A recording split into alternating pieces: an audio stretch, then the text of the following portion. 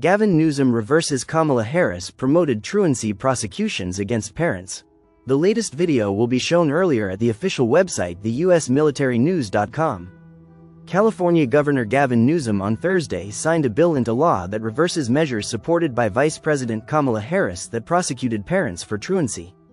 While serving as the state's Attorney General, Harris praised the law and even used it against parents of children who were not showing up to school. An issue that has been highlighted as the 2024 presidential campaign continues. SB 691, authored by State Senator Anthony Portantino, modifies how school districts notify parents or guardians when their child has been classified as a truant. It also implements changes focused on improving attendance through supportive measures rather than targeting parents for prosecution. The new law removes language related to legal penalties, including potential prosecution, and suggests that parents attend class with their children. Under the legislation, districts sending information to parents about their child's truancy will also include information about available mental health and supportive services for both the student and their family. The law reinforces parents' right to meet with school officials to discuss remedies for their children's truancy. It also mandates that truancy notifications include information on how missing school can negatively impact a student's academic success. Portantino, who submitted the bill, argued that issuing threats to prosecute parents is not the best way to make sure their children attend class. When we actually provide pertinent information and don't try to criminalize parents, we actually get more kids in seats, he told the San Francisco Chronicle. This is in direct contradiction to Harris's approach when she was California's Attorney General. As San Francisco District Attorney, Harris prosecuted some parents as part of her efforts to reduce truancy.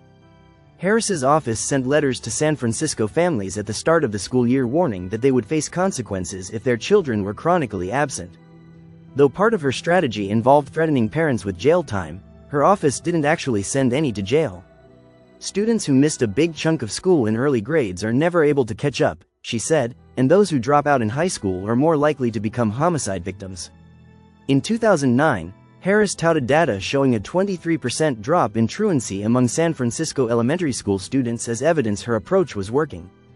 At the time, she acknowledged her efforts were controversial, but she argued truancy was a serious enough problem to merit her aggressive approach.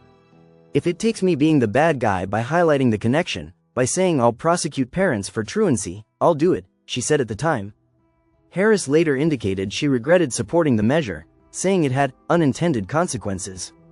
One of the victims of these unintended consequences has spoken out about the ordeal she and her daughter went through.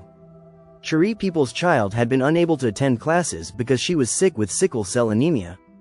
I had to go to criminal courts for that, not any truancy court.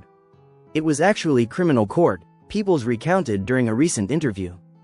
The latest video will be shown earlier at the official website theusmilitarynews.com. Source: redstate.com.